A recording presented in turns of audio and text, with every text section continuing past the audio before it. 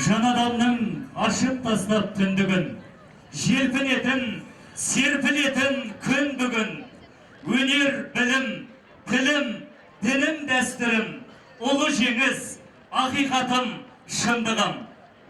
Біздер үшін алар асу көп белес, ата заңсыз ұлы дала көктемес. Бірлік барда біз ұлымыз іріміз, ұлы болсақ еш жамандық беттемес. Күліп шашқан елімізге таң нұрын, берекенің ашып тастап сандығын, құрметтейік бабалардың хандығын, орындайық мұра болған жарлығын. Ассалаумағалейкум, Ордалы оңтүстік жерінің өрелі жұрты. Армысыздар, өнер сүйген әлеумет. Аман ба, елдік туын биікке көтерген қазақтай қайсар елдің ұрпақтары. Тәуелсіз мемлекетіміздің туы көк тіресе, әнұранымыз асқақтаса, ата заңы айбарлы болса, ол біздің мақтанышымыз. Ұлт қаһармандарын ұлықтау, олардың ерлік жолын жастарға, келешекке паш ету біздің парызымыз. Әні мен сәні келіскен, татулығы мен мерекесі жарасқан ұлттар достығын мәңгі сақтау біздің міндетіміз. Құрметті көпшілік, қазақ хандығына 550 жыл, ұлы жеңіске 70 жыл, Конституциямызға 20 жыл, Қазақстан халықтарының ассамблеясына 20 жыл толу аясында ұйымдастырылып отырған Төле би ауданы өнерпаздарының облыстық мәдениетім мерейім атты өнер фестиваліне қош келіпсіздер.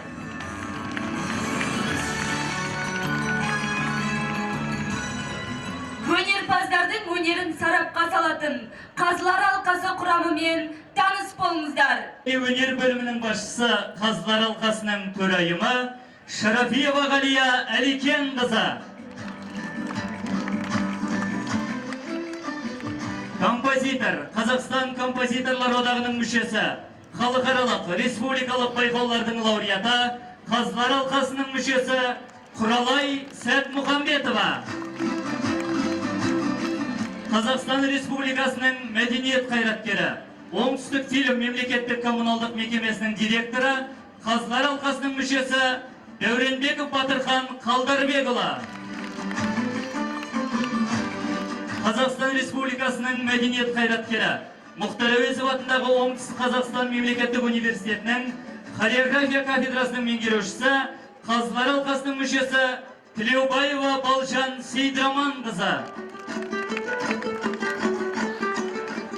Айтыскер ақын, халықаралық республикалық айтыстардың жүлдегері, облыстық әдет ғұрып және салт дәстүрлер орталығы директорының орынбасары, Қазылар алқасының мүшесі Шойбек Бегарыс Ақсақалұлы. Оңтүстік Қазақстан саз колледжі директорының орынбасары, Қазылар алқасының мүшесі Бекенова Айгүл Еркен қызы. Облыстық әзіл-сықақ және сатира театрының режиссері, Қазылар алқасының мүшесі Алтаев Самат Тұрсынбекұлы. Суретші, безендіруші, облыстық бейнелеу өнері мұражайының көркем сурет галереясының меңгерушісі, Қазылар алқасының мүшесі Айдүйсенов Мақсат Әбжаппарұлы. Отырар телекомпаниясының тілшісі, Қазылар алқасының мүшесі Бекеева Мөлдір Бауыржан қызы.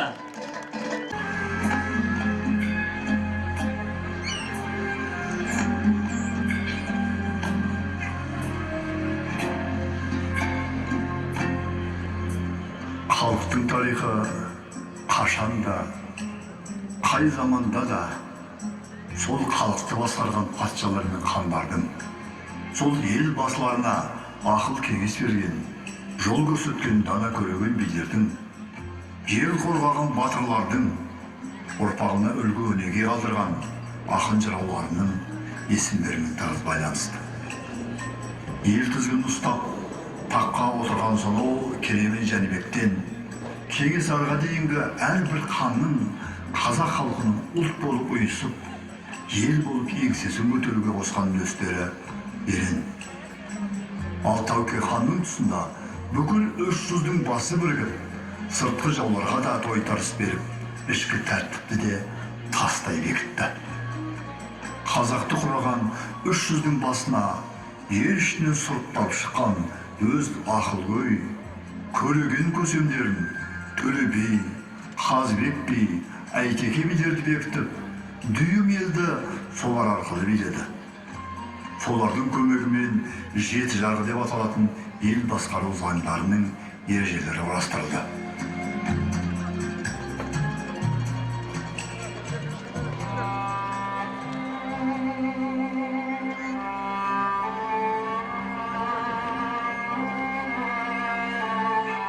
Уа жамағат, уа ұландарым, уа қырандарым, талайдан бері елімізді ойрандаған жоңғарға қарсы шешуші айқасқа түскелі отырмыз. Не ел боламыз, не жоқ болып жер боламыз. Бізде басқа таңдау жоқ. Қанға қан, жанға жан, бұл ата ұраны, ант ұраны. Құдай алдында қарабет болмаймын деген қазақтың баласы, анасы туғанда қалжа жеген, күллі ауыл дүниеге етеккілдік келді деп, бесік той жасаған елімнің ұлы. Қанға қан, жанға жан деген ұранның есі, батырларым мен баһадүрлерім, елім, жерім үшін қасыққанымды аямаймын дегендерің, мен секілді мына азаттық жолында құрбан етілген арғымақтың қанынан нұртайсыңдар.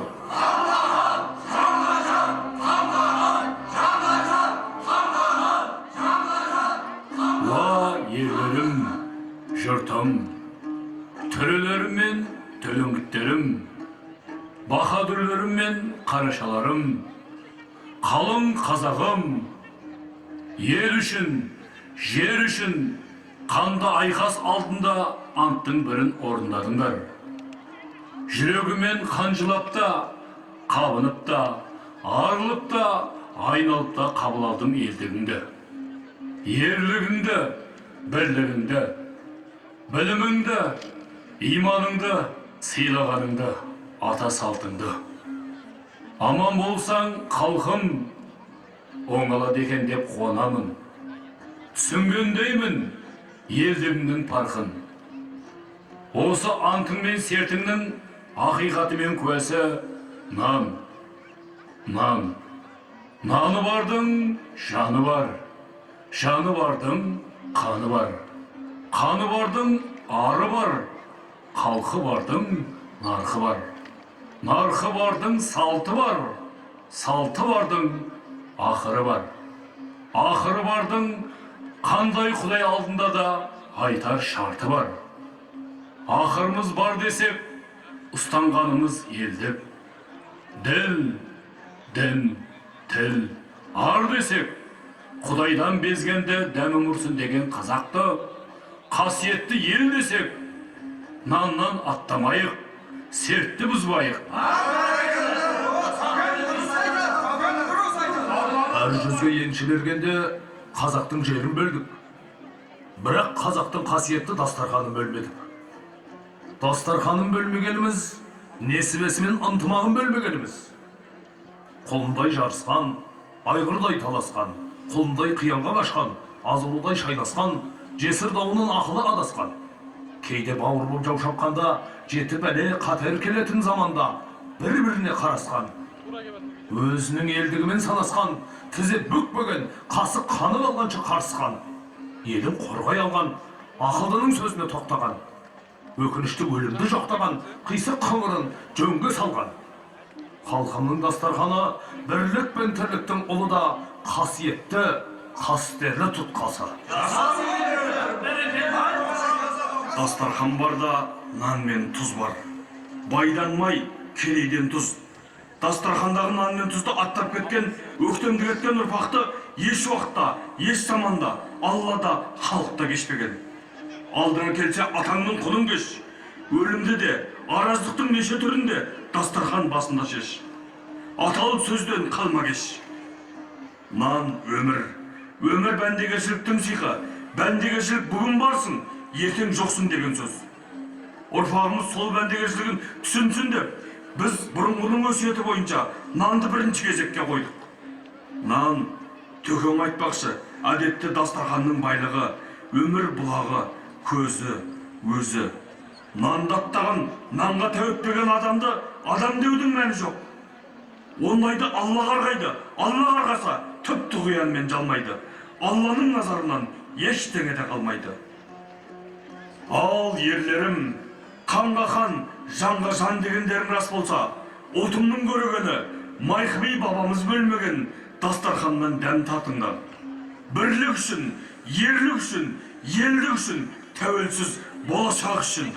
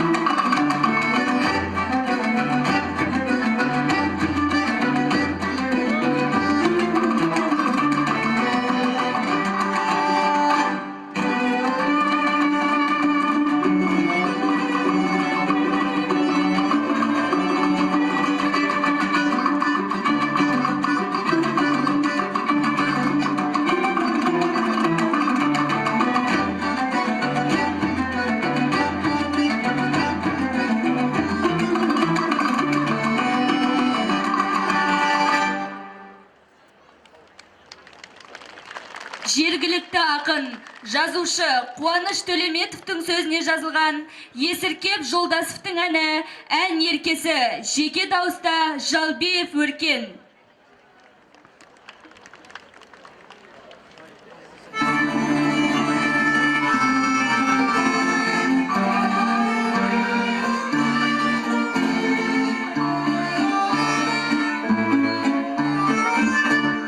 Әндер жазып алған, сезім бердің санаға, әніңді сүйіп айтады.